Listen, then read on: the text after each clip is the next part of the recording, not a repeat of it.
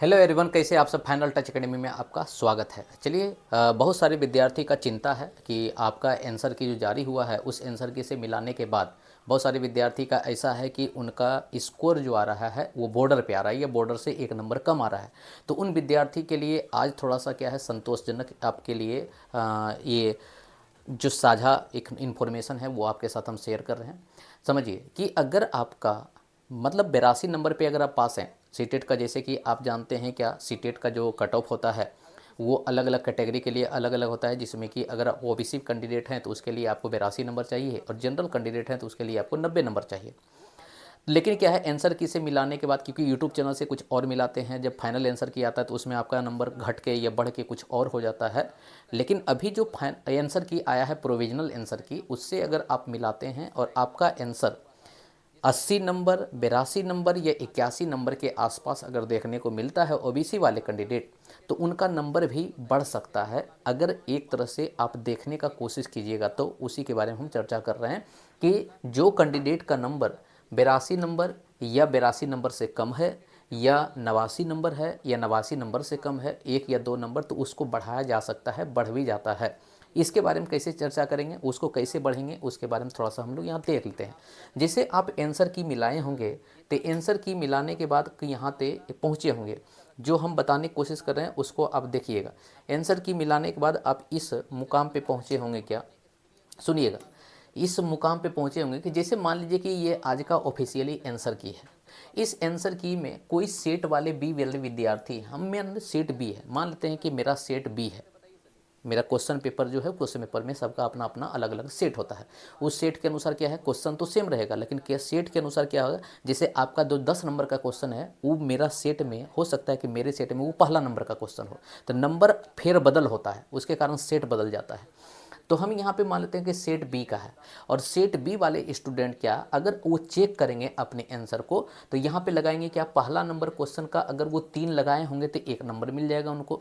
दूसरा number question का वो अगर 2 लगाए होंगे तो उनको भी 1 नंबर मिल जाएगा। तीसरा नंबर क्वेश्चन का वो 2 लगाए होंगे तो इस तरह से उनका नंबर मिल जाएगा।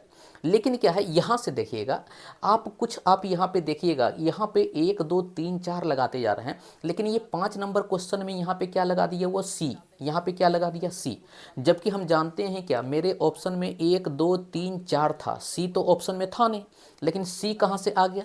तो यहाँ पे सीटेट वाले जो आंसर की जारी किए हैं उनका ये कहना है कि उस क्वेश्चन का आंसर एक से ज़्यादा सही है। जहाँ पे हमको एक से ज़्यादा आंसर सही लगेगा उसके जगह पे हम क्या है कि अल्फ़ाबेट लेटर का यूज करेंगे। मतलब कि वहाँ पे हम सी यूज करेंगे, वहाँ पे हम ए यूज करेंगे, वहाँ पे हम बी यूज करेंगे, वहाँ पे हम जेड यूज करेंगे। तो इसका मतलब होगा कि अगर सी यूज किए हैं, मतलब 5 नंबर क्वेश्चन पे सी लगाया है, वो आंसर की जारी किया है, तो हम आंसर लगाए हैं मान लिए 3, हम आंसर लगाए हैं मान लिए 2, तो क्या मेरा सही है कि नहीं। तो उसके बारे में इसके नीचे में इनका इन्फॉर्मेशन दिया रहता है। इन्फॉर्मेशन क्या रहता है देखिएगा, हम यहाँ पे 5 का क्या लगाए हैं, सी। तो इसी पेज के जैसे आप नीचे आइएगा, इसी पेज के जब नीचे आइएगा तो नीचे में आप देखिएगा, जो आपका पेज नीचे आएगा, इस नीचे में आप देखिएगा यहाँ इसका कोडिंग किया हुआ है। यहाँ इसका क्या किया गया है, कोडिंग किया गया है, इसका कोडिंग किया गया, कोडिंग किया गया क्या। उनका कहना है क्या कि किसी आंसर में अगर हम ए लिख दिए तो ए का मतलब हुआ कि ए और 2 नंबर दोनों सही है।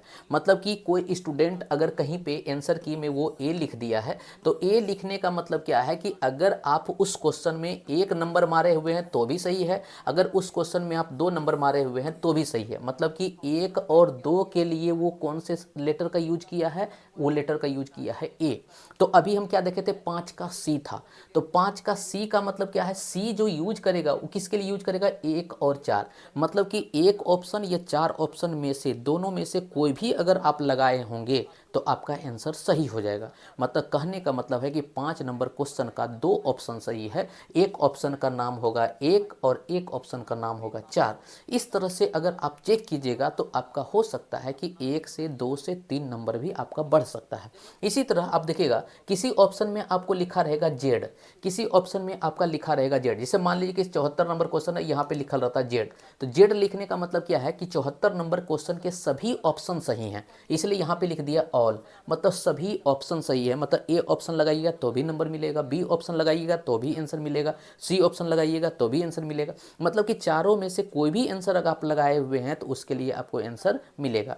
तो आप अपने आंसर में जाके आप चेक कीजिएगा कि किन किन क्वेश्चन का जो आंसर है वो अल्फ़ाबेट लेटर में दिया गया है और उस लेटर का क्या मतलब होता है नीचे आंसर की में आपको लिखा होगा, वहाँ से मिलाइएगा तो आपका 1 से 2 से 3 नंबर आपका वहाँ से इंक्रीज हो जाएगा। क्लियर है।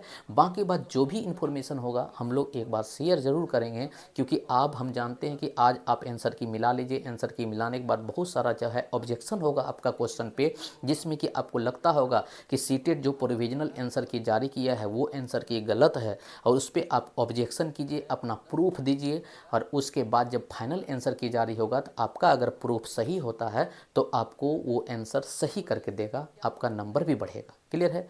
फिर मिलते हैं नेक्स्ट वीडियो में। Thank you.